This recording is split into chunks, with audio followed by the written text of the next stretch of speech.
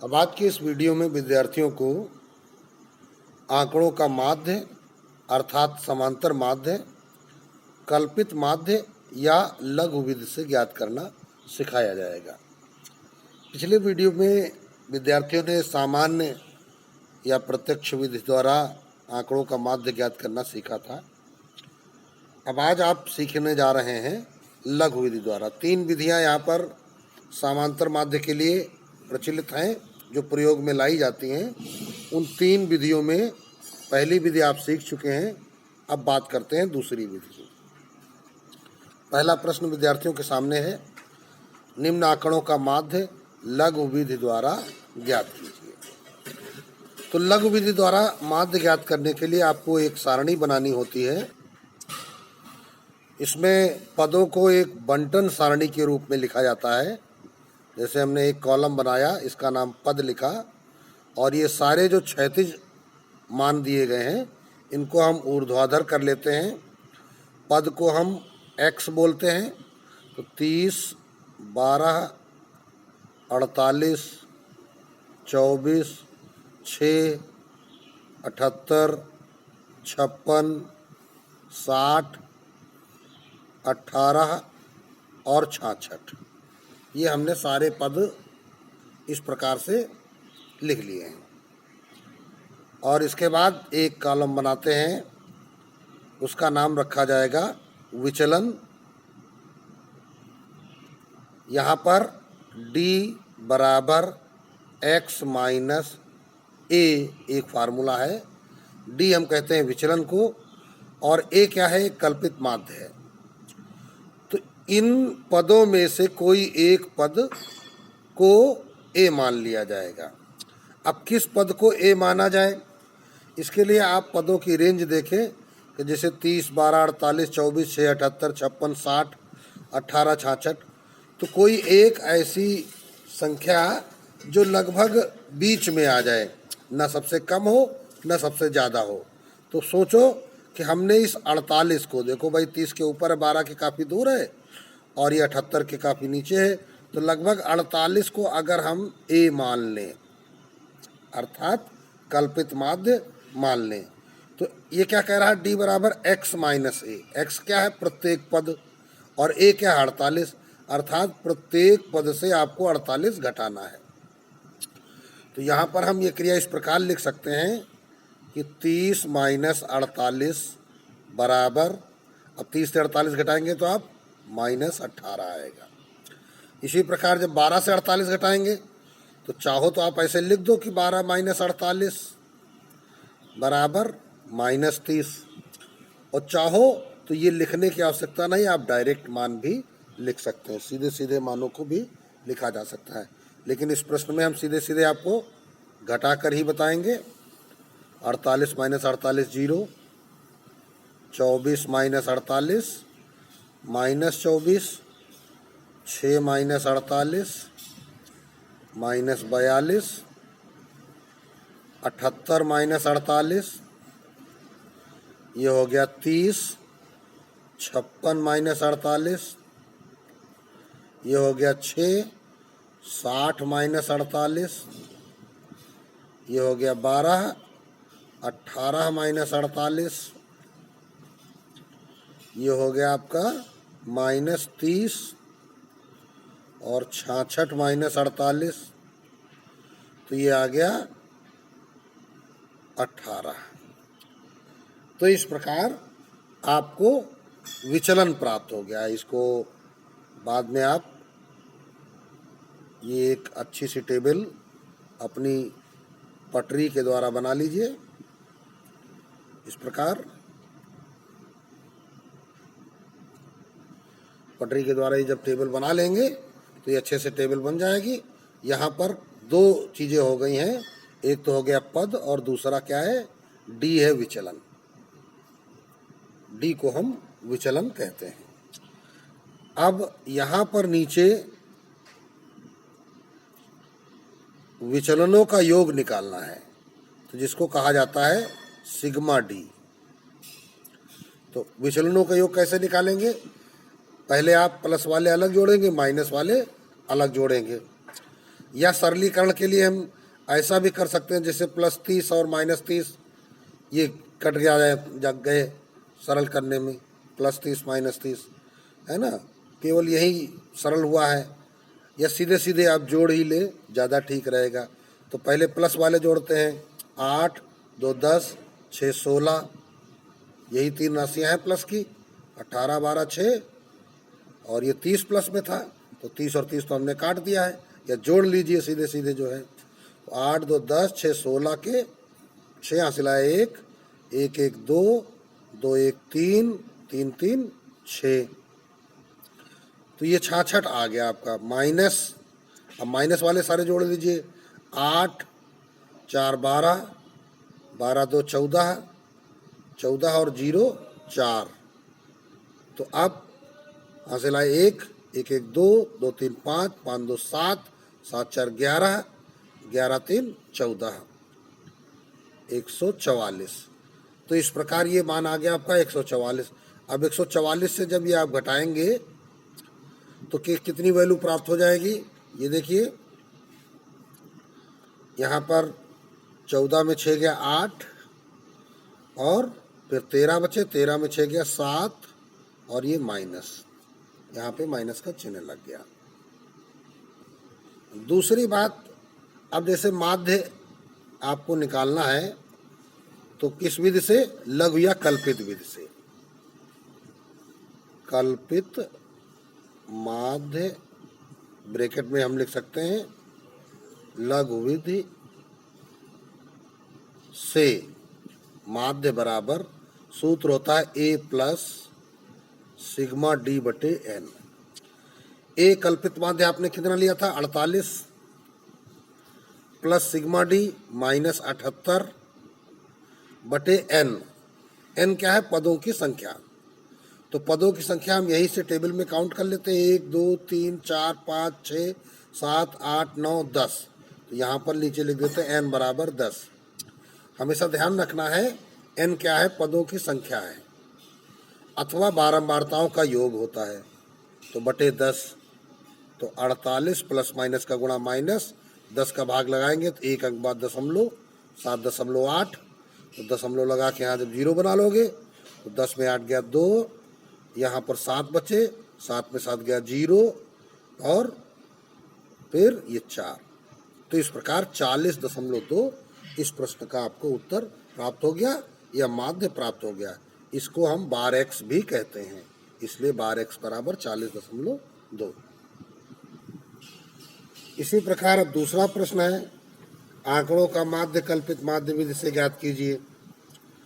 यहाँ पर अंक और विद्यार्थियों की संख्या दी गई है, अर्थात ये 15 अंक पाने वाले 5 विद्यार्थी, 20 अंक पाने वाले 8 विद्यार्थी, 22 अंक पाने वाले 11 विद्यार्थी, 24 अंक पाने वाले 20 विद्यार्थी।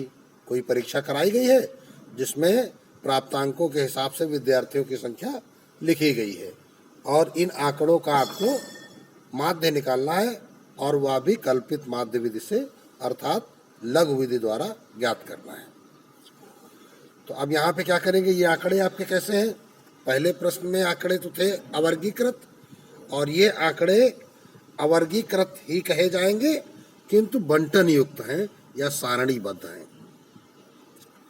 तो यहाँ पर सूक्ष्म वर्गीकरण किया गया है, तो इसलिए अब लिखेंगे हम क्या, अंक जिसको x बोलते हैं, फिर उसके बाद क्या है, विद्यार्थियों की संख्या,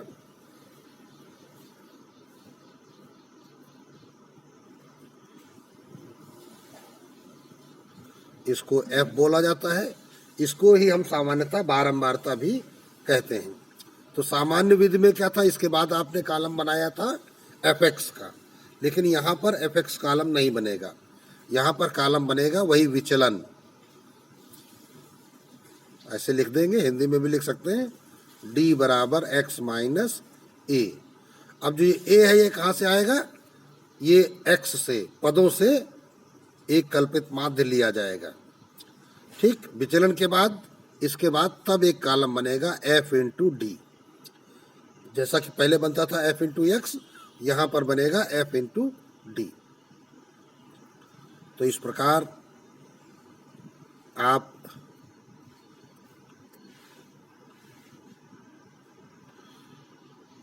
टेबल बना लीजिए और इस टेबल में दिए गए मानों को प्रतिस्थापित कर लीजिए।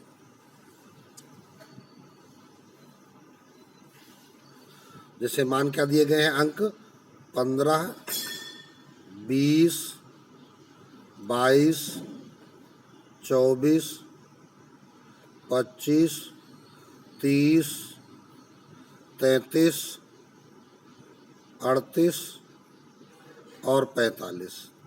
विद्यार्थियों की संख्या 5, 8, 11, 20, 5, 8, 11, 20, 23, 18, 13, 3, 1, 23, 18, 13, 3 और 1। इस प्रकार से हमने ये मान लिख लिए हैं। अब ये टेबल आपको कंप्लीट करनी है।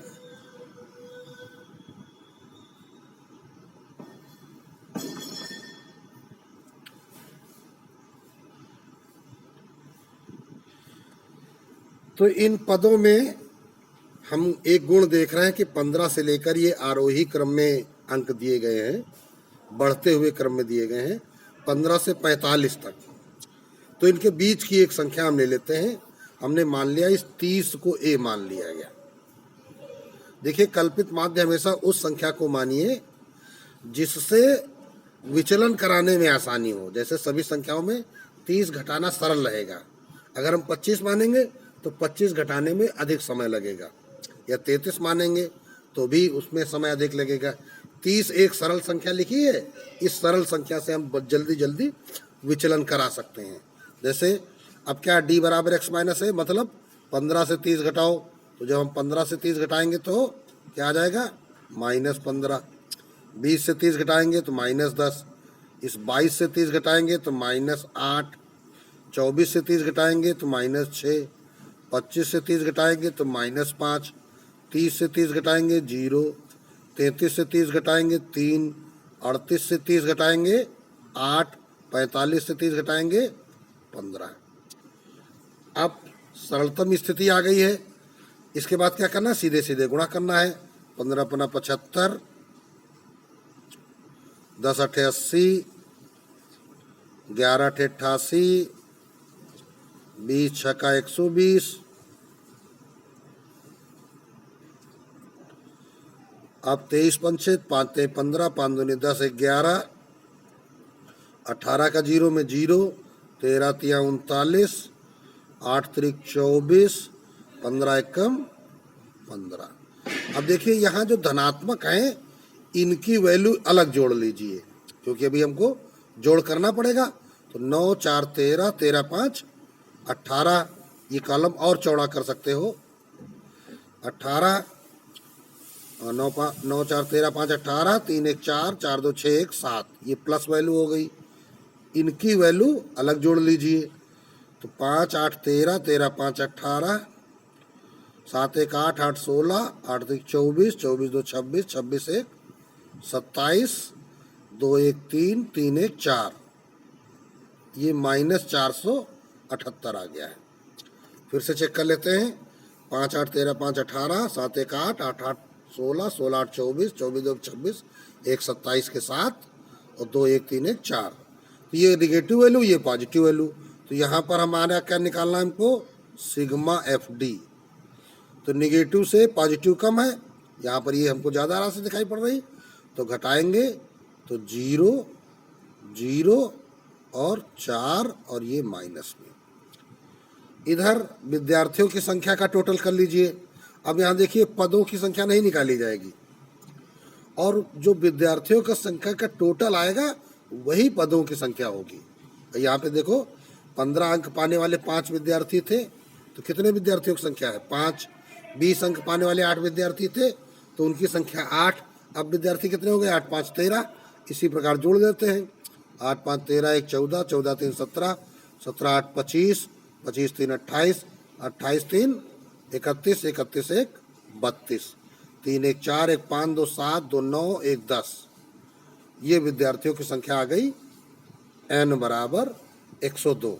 फिर से एक बार चेक कर लीजिए, 3 1 4, 3 7 8 15, 3 18, 1 19, 19 8 27, 5 32, 3 2, 3 1 4, 2 6, 2 8, 1 9, 1 10, 102 आ गया। तो इस प्रकार ये हमारी सारणी से मान प्राप्त हो गए। अब हम प्रयोग करेंगे सूत्र का। क्या लिखेंगे? चूंकि कल्पित माध्य विधि से माध्य, जिसको हम बार x बोलते हैं, बराबर a plus sigma F D बटे n। तो a हमारा कितना था? 30 plus sigma F D minus 400 बटे n 102। अब देखते हैं भाई, 30 प्लस माइनस माइनस हो गया। अब 102 का हमें 400 में भाग लगाना है। तो देखिए भाई, अलग कहीं भाग लगा लीजिए, 102 का 400 में भाग लगा लीजिए। तो पहाड़ा पहली बार 3 बार जाएगा, 4 बार तो जाएगा नहीं। तो ये कितना हो जाएगा? 306। बचेगा कितना? 4 94, दशमलव लगा के 0 बढ़ गया। अब यहाँ भाग तुम्हारा 8 बार जाएगा, तो ये आ गया -3.9 बार चला जाएगा।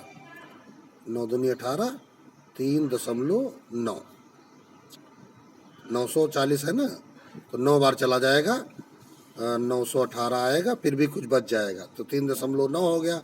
तो आप बराबर 30 में से 3.9 घटाना है, तो इसमें दशमलव लगा के 1 0 अगर बढ़ाएंगे तो 0.1, यहाँ 9 में 3 गया 6, और ये आ गया 26। तो इस प्रकार इस प्रश्न का जो आंसर आ गया वो 26.1 प्राप्त हो गया। ये आपका इधर रफ कार्य था। रफ कार्य को प्रायः फेयर पेज से अलग करना चाहिए, लेकिन हम चूंकि यहाँ पे आपको दर्शाना है इसलिए हमने ये यहाँ पे किया हुआ, इसको अलग कर दिया। अब इसी प्रकार यह तीसरा प्रश्न है जो वर्गीकृत आंकड़ों का है। यहाँ पर वर्गंतराल दिया गया है, साथ में बारंबारता भी दी गई है। वर्गंतराल में क्या दिया गया है? हृदय स्पंदन की प्रति मिनट संख्या। हमारा हृदय धड़कता रहता है, तो 1 मिनट में कितनी बार धड़कता है, तो उसकी संख्या यहाँ पर लिखी गई है। और कुछ महिलाओं की जांच की गई है किसी अस्पताल में, वहाँ पे पाया गया कि 65 से लेकर 88, बल्कि ये होना चाहिए 68,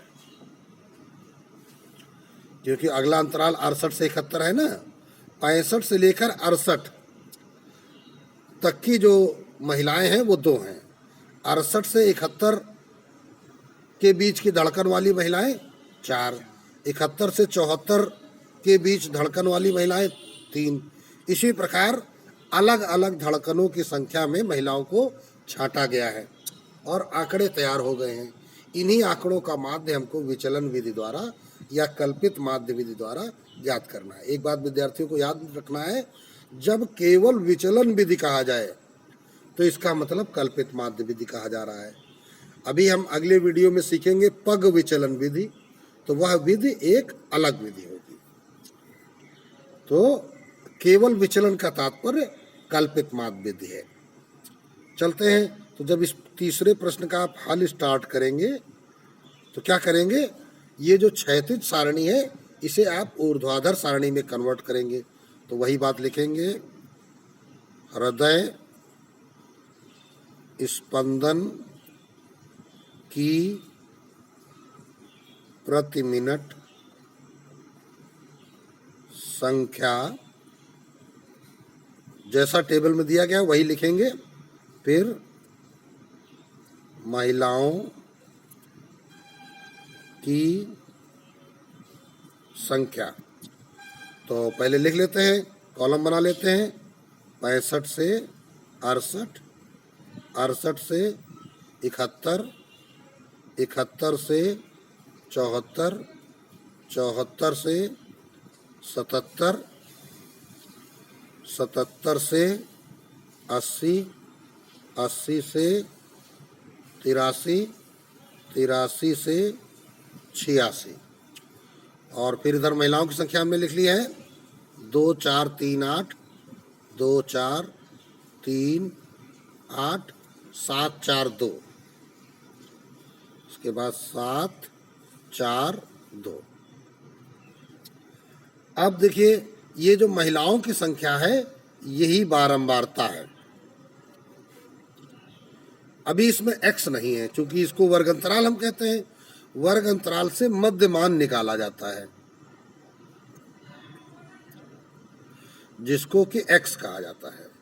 मध्यमान के बारे में पीछे बताया जा चुका है कि आप जोड़ के आधा कर दीजिए, ठीक है। तो अब देखिए 65 और 68 के बीच में, तो चाहे जोड़ के आधा करो चाहे अंतर देख लो कितना है, 65 3 68, 3 का अंतर है तो 3 का आधा निम्न सीमा में जोड़ दीजिए। 65 को हम निम्न सीमा कहते हैं, 68 को हम उच्च सीमा कहते हैं। प्रत्येक वर्ग अंतराल में मान लीजिए ये पहला वर्ग, दूसरा, तीसरा, चौथा, पांचवा, छठा, सातवां। अगर कोई कहे चौथे वर्ग की निम्न सीमा बताओ तो यहाँ पहला, दूसरा, तीसरा, चौथा वर्ग ये रहा और इसकी निम्न सीमा 74 है, उच्च सीमा 77 है। तो इस प्रकार हम वर्ग और उनकी सीमाओं के बारे में जानकारी रखते हैं। तो अब यहाँ पर निम्न सीमा में क्या करेंगे, इस अंतराल का आधा जोड़ दीजिए। अंतराल 3 है, 3 का आधा 1.5, इसमें जब जोड़ेंगे तो आएंगे 66.5। बड़ी सतर्कता से कार्य करना चाहिए क्योंकि आंकड़ों का जो प्रबंधन होता है, अगर थोड़ी सी भी मिस्टेक होगी तो फिर पूरा सवाल गलत हो जाएगा और बाद में गलती आसानी से ढूंढने को नहीं मिलेगी। अब देखते हैं ऊपर से नीचे एक बार देख लीजिए, 65 3 68 3 71 3 74 3 77 3 80 3 83। अर्थात ऊपर से नीचे आने पर भी प्रत्येक वर्ग की निम्न सीमा में 3 की वृद्धि हो रही है। इसी प्रकार प्रत्येक वर्ग की उच्च सीमा में भी 3 की वृद्धि हो रही है। तो हम इसमें भी 3 3 जोड़ते चले आएंगे। तो 69.5, फिर 72.5, फिर 75.5, फिर 78.5, फिर 81.5, फिर 84.5। अब देखिए अगर यही प्रश्न हमको सामान्य विधि से लगाना होता, प्रत्यक्ष विधि से, तो वहां पर हम एक कॉलम बनाते हैं fx, यानी इस बारंबारता का गुणा इस मध्यमान में करते हैं।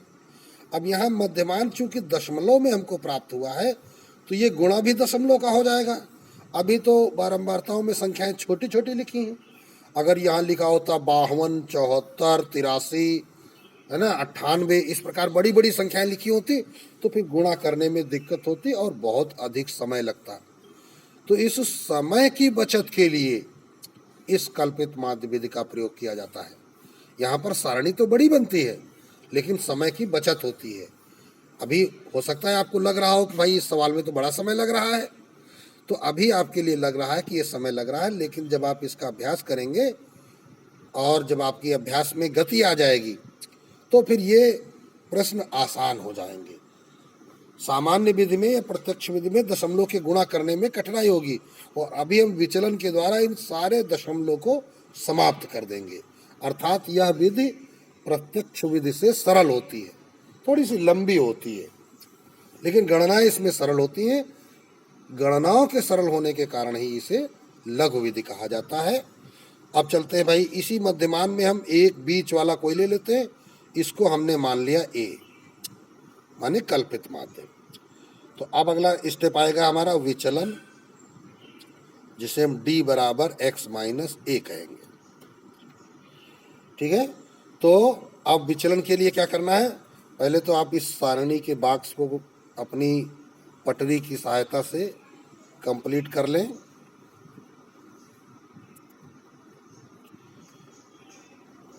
क्योंकि उसी बॉक्स में आपको लिखना है।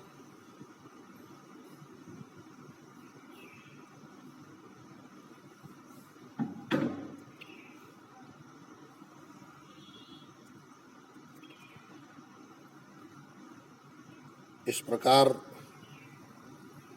रोलिंग करना जरूरी है जिससे ये पता चलता रहेगा कि हमारी जो संख्याएं लिखी जा रही हैं वो किसी दूसरे बॉक्स में जंप नहीं हो रही हैं।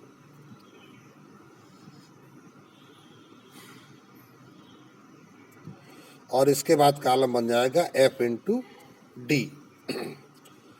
तो अब देखिए क्या करना है, ये 75.5 हमको घटाना है प्रत्येक पद से, ये 66.5 से, 69.5 से। तो देखिए यहाँ पर इसका सरल तरीका क्या है, 75.5 से जब हम 75.5 घटाएंगे तो यहाँ तो शून्य हो जाएगा। और हमने देखा था ऊपर से नीचे बढ़ने में 3 प्लस होता चला जा रहा है, ऊपर से नीचे की ओर बढ़ने में जैसे 72, 3, 75, 3, 78, तो नीचे बढ़ने में 3 प्लस हो रहा है। तो 0 में 3 प्लस किया 3, 3 6, 3 9। हम डायरेक्ट ऐसे ही कर सकते हैं, जितना यहाँ प्लस होता चला रहा है उतना ही प्लस करेंगे। अब इसके जब पीछे लौटेंगे तो उतना ही माइनस होता चला जाएगा। तो इस प्रकार यह विचलन हम बड़ी शीघ्रता से कर सकते हैं, ये हमको बार बार घटाने की आवश्यकता नहीं है। हमको केवल पहले यही शुरुआत में देख लेना है कि ऊपर से नीचे जाने में अंतराल एक समान मिल रहा है कि नहीं मिल रहा है। अब देखिए भाई, काहे में f का गुणा d में करना है, f का गुणा d में करना है। अभी देखो f का गुणा x में जब करना था तो 2 का गुणा 66.5 में करना था। अब क्या हो गया, 2 का गुणा इस 9 में करना है, तो अब अधिक सरल हो गया है गुणा। तो 2 9 18 माइनस 18, इसी प्रकार 4 6 24 माइनस 24, 3 3 9 माइनस 9, 8 0 0, 7 3 21, 4 6 24 और 2 9 18। तो इस प्रकार हमने क्या कर लिया, f और d का गुणा कर लिया। तो क्या करेंगे, अब ऋणात्मक संख्याओं का योग अलग, 9 4 13, 8 21, 2 2 4 1 5, ये बराबर आ गया -51। धनात्मक संख्याओं का टोटल अलग कर लेते हैं, तो बराबर 8 4 12 1 13 और 2 1 3, 3 2 5 1 6। यहाँ पे देखिए धनात्मक संख्याओं का योग अधिक प्राप्त हो गया, ठीक है ना। तो इस प्रकार यहाँ पे हम क्या लिखेंगे, सिग्मा एफ डी बराबर 63 से घटा दीजिए, 3 से 1 गया 2, 6 से 5 गया 1, तो ये आ गया आपका मान 12। अब क्या करना है, इधर बारंबारताओं का योग कर लेना है, n बराबर प्राप्त हो जाएगा। तो 2 4 6, 6 7 13, 13 8 21, 21 3 24, 4 28, 2 30, तो टोटल हो गया 30। फिर से चेक कर लीजिए, 4 2 6 3 9, 9 8 17, 17 7 24, 24 4 28, 2 30, तो ये आ गया आपका बारंबारताओं का योग। अब देखिए सूत्र का प्रयोग करेंगे, चूंकि कल्पित माध्य विधि से, या इसको विचलन विधि से कहा गया था, ये भी हम लिख सकते हैं, विचलन विधि से माध्य बार x बराबर a plus sigma F D बटे n। ए हमारे पास कितना था 75.5 प्लस सिग्मा एफ डी हमारे पास कितना है 12 बटे n कितना है 30। देखो 3 चौको 12, 3 दाम 30 कट गया, 2 दूनी 4, 2 पंचे 10 कट गया, तो ये हो गया आपका बराबर 75.5 प्लस, अब 5 का भाग 2 में लगाना है तो क्या करना पड़ेगा, 0.20 हो जाएगा, 5 चौको 20, तो ये अब जोड़ देते हैं, 5 4 9 .57। तो इस प्रकार 75.9 यहाँ पर माध्य प्राप्त हो गया है। तो ये 75.9 क्या आया है, ये आई हैं धड़कने, औसत धड़कने। हम यहाँ पर ये भी लिख सकते हैं, अतः हृदय स्पंदन की औसत संख्या या माध्य संख्या बराबर 75.9। तो इस प्रकार आज के इस वीडियो में विद्यार्थियों ने सीखा है लघु विधि या कल्पित माध्य विधि के द्वारा माध्य अर्थात समांतर माध्य ज्ञात करना। अब अगले वीडियो में हम सभी प्रकार के प्रश्नों का पग विचलन विधि द्वारा माध्य ज्ञात करना सीखेंगे।